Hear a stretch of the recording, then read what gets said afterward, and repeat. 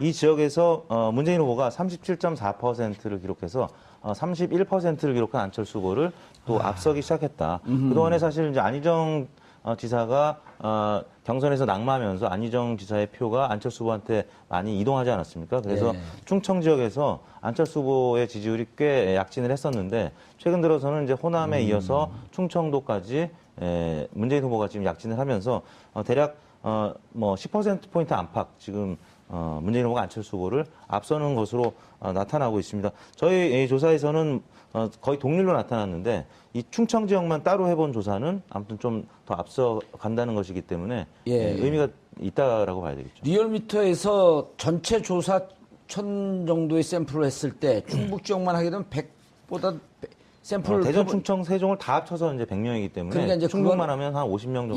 그러니까 그거로 전체 충북 정서를 알기에는 좀 부족한데 어려우나? 이번 같은 경우는 청주 방송총국 인략으로 평가받고 있는 K 청주 방송총국에서 1000명, 1041명 의미 있는 거죠. 굉장히 의미 있습니다. 왜냐하면 저는 이제 방송사, 언론사에서 안심번호를 도입했던 것은 이게 최초거든요. 안심번호를 했나요? 네, 그렇습니다. 그러니까 안심번호가 뭔지 우리 시청자분들 간단히 설명해 주시고. 통신사에서 그 이동전화 번호를 선관위를 통해서 제공하는 겁니다. 우리가 보통 택배 같은 경우 받을 때 그 신원이 노출될 수 있기 때문에 개인의 정보가 가상번호로 찍혀 있거든요. 그래서 선관위를 통해서 이동통신사 받게 돼 있는데 그럼 충북 지역만 온전히 받게 되는 그렇죠. 거죠. 그래서 그게 83% 그리고 유선전화 RDD로 17%를 했다는 겁니다. 굉장히 해당 지역의 유무선을 적재적소에 좀 섞어서 한 건데요. 왜냐하면 그렇기 때문에 좀 신뢰도 높은 거 아닌가. 그래서 다른 지역들도 언론사들이 이렇게 안심번호를 신청해서 받아서 조사하는 것이 좀 더 오차를 줄일 수 있다. 그렇게 생각이 듭니다. 역대 선거에서 충북에서 이긴 사람들이 대통령을 다 거머쥐었습니다. 이게 굉장히 중요합니다. 자, 이렇게 사실 좀 근접해 가고 있는 게 저는 우리 유권자분들에게 의미를 좀 줄 것 같거든요. 왜냐하면 지금 사람들이 어떻게 생각하지? 불안하잖아요. 여론조사는 저한테도 연락이 많이 와요. 여기저기서 다른 여론조사가 쏟아지는데 자, 앞으로 추이에 대해서 좀 이제 이쪽으로 이렇게 보면 앞으로 추이, 그 다음에 앞으로, 터닝 포인트가 뭐가 있을까요? 이제 18일 남았는데, 왜 18이라는 숫자가 이렇게 익숙하지? 터닝 포인트라면 뭐 변수를 말씀하시는 그렇죠. 거겠죠? 예측되는 변수들. 제가 문희상 의원과 어제 그저께인가요? 만나서 이제 말씀을 나눴는데, 그분 말씀으로는 변수는 없다. 메이드 됐다, 이제. 그렇죠. 그러니까 이제 변수는 없다. 근데 그것 가지고 이제 변수가 없기 때문에 그래서 특정 후보가 간다. 이 말씀까지는 안 하셨고, 변수는 없다. 그래서 저는 그 변수가 오랜 정치한 사람들 감이 또 있으니까요. 그러니까 변수가 없다는 그분 말씀에 동의를 합니다.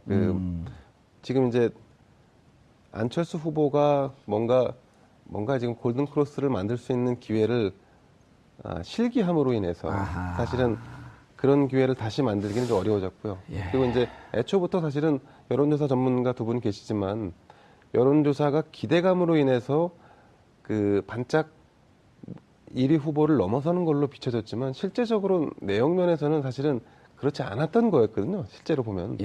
그러니까 검증이나 아니면 그 안철수 후보의 기세를 꺾기 위한 여러 가지 이제 뭐 정치적인 어떤 공격 포인트들이 있긴 했지만 실제적으로 보면 그거보다 더 중요한 것은 선거가 진행되면 본격적인 선거가 진행되면 아까 말씀하신 대로 조직이라든가 기존 그 정치권이 가지고 있는 그 힘이 그야말로 폭발하는 거잖아요. 근데 40석의 소수 정당이 가지고 있는 한계는 사실은 뭐 기존에 우리가 예상했던 대로 상대적으로 민주당에 밀리고 있는 상황이 이제 나타나고 있는 거고 유권자들도 가장 눈에 많이 띄는 사람, 눈에 많이 띄는 후보, 눈에 많이 띄는 정당을 선호하는 것이 점점 더 강해지는 거죠.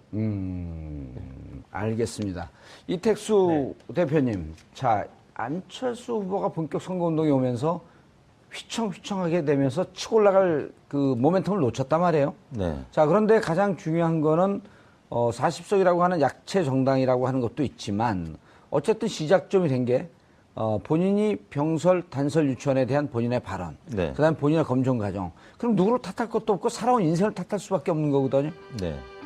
앞으로 검증 국면에 가면서 만약에 또 다른 돌발 요소가 나온다고 한다면 이미 문재인 후보 같은 경우는 5년 전에 아주 통렬한 검증 과정을 거쳤단 말이에요. 네. 안철수 후보에게 이런 검증하면서 또 악재가 나온다면 뭐 지금 대략 부동층이 이렇게 10% 물을 때는 이유가 있는 물음이거든요. 네네. 예. 10에서 15% 정도의 이제 부동층이 남아 있는데 예. 실적으로 이제 부동층 분석을 과거 5년 전에도 해봤을 때 어느 정도 마음에 이제 결정을 다 한 분들이 그 중에서도 또 다수거든요. 그러니까 부동층 10에서 15를 보면은 네. 한 3, 40%는 이미 결정했는데 아직 조금 마지막 점검을 하고 네, 있는 네. 중이고 나머지 분들은 좀 덜 결정하고 이렇게 네. 분화된다 이런 거죠. 네. 그렇기 때문에 이제 남아있는 변수들이 예. 이제 많지 않습니다. 방금 이제 김대영 기자님도 말씀하셨지만, 뭐 예를 들어 단일화 연대를 막판에 투표 인제 하기 전에 할 수도 있겠지만, 예. 만약에 보수 후보로 단일화되면 진보표가 빠져나가고 또 아하.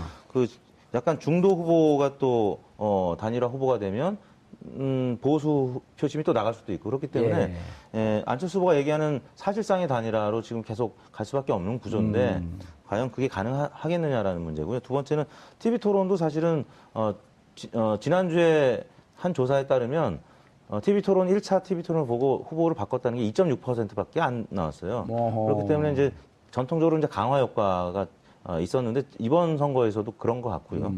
마지막으로 이제 말씀하셨던 이제 개인과 관련된 갑자기 드러나는 돌출적인 악재. 예. 저희가 뭐 사실 그저께만 해도 돼지발정제가 검색어에 오를 거라고는 아무도 예상 못했잖아요. 근데 이런 갑작스러운 키워드가 홍보하기 등장하면서 재밌어. 어느 후보건 직격탄을 맞을 수 있거든요. 예. 그런 변수가 오히려 조금 남아 있는 것 같고요. 문희상 의원이 얘기하셨던 것처럼 크게 뭐 판을 흔들 만한 변수는 실제 존재하지 않을 가능성이 높아 보입니다. 예. 그런데 그러면은 자 이제 전략이 필요하단 말이에요. 네. 안철수 후보 입장에서 네. 승부수를 띄워야 하지 않을까요? 그렇죠. 띄워야죠. 예. 제가 볼 때는 이제 구도 변수는 분명히 있습니다. 그게 아까 있던 보수 후보들하고 단일화. 물론 이제 아까 말씀하셨듯이 진보층 같은 게 빠져나가겠죠. 단일화 역풍이 있을 겁니다. 호남도 빠져나갈 거고. 그래서 1+1이 2가 되는 게 아니라 1.5 정도 되지만 어쨌든 플러스 효과가 좀 있다고 보여집니다. 그 부분이 하나가 있을 것 같고 두 번째 그것만 가지고는 안 된다. 그러면 결국 20대에서 반란이 일어난다. 저는 그렇게 봅니다. 그러니까 20대에서 지금 그 부동층이 거의 20% 가까이 높습니다. 20대가요? 그렇습니다. 60대하고 20대가 부동층이 제일 큰데 이 20대가 문재인 후보가 우세하거든요. 예. 이 부동층을 상당 부분 안철수 후보가 흡수를 만약에 한다면 아까 그 단일화와 20대를 끌어들일 수만 있다면 싸움이 될 수도 있습니다.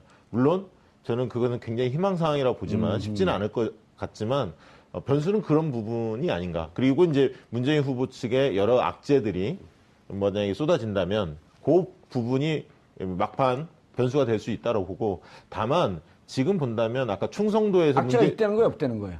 아니 아직은 발견되지 않았는데 왜냐하면 안보 이슈는 큰 변수가 아닐 거라고 보기 때문에 지금 지지 구조 자체가 워낙 안철수 후보가 안 좋습니다. 왜냐하면 충성도 자체 계속 지지 의향이 문재인 후보 지지층이 견고하고 지지율도 앞서 있고 예. 적극 투표층을 해보면 단순 지지도보다도 더 벌어집니다. 적극 투표층에서. 어허. 왜냐하면 투표율 자체가 진보층이 더 적극적이기 때문에 예. 더 벌어집니다. 사실은 단순 지지도. 예를 들면 단순 지지도가 10% 차이가 났다. 양 후보 간에.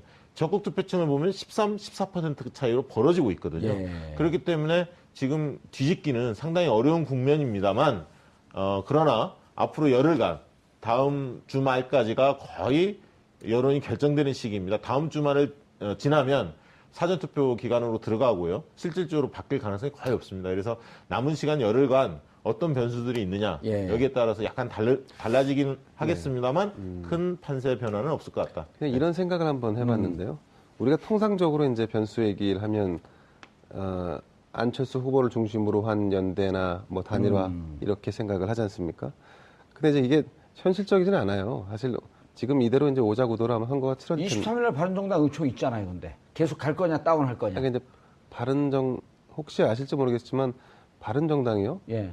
그 선수를 다 합치면 제일 많은 당 중에 하나고요. 오. 그리고 또 재산도 제일 많아요. 그리고 군대도 안 갔다 오신 분들이 가장 많은 정당이에요. 근데 이제 물론 이제 그렇다고 해서 나도 군대 안 갔다 왔으니까 바른정당으로 가야 되나요? 그 정당이 나쁘다는 것이 아니라 그 정당의 이제 체질이 예. 기본적으로 약간 웰비 웰빙 정당이기 정당이다. 때문에 어떤 결정을 내리거나 할 때 단호함은 좀 부족하다. 아하. 그래서 아마 그 결단이 총자체에서 없겠다? 뭔가를 결정 내리기 쉽지 않을 겁니다. 아하. 다만 이제 근데 오히려 역설적으로 말이죠.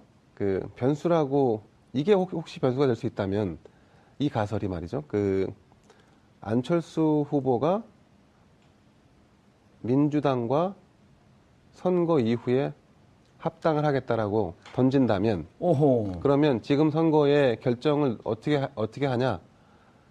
우리는 어차피 같이 간다. 정권 교체의 큰 틀 아래서 같이 움직인다. 인물을 보고 해줘라. 인물을 보고 누가 더 나을 것이냐. 누가 더 그러니까 비호감이 강하냐, 예. 덜하냐.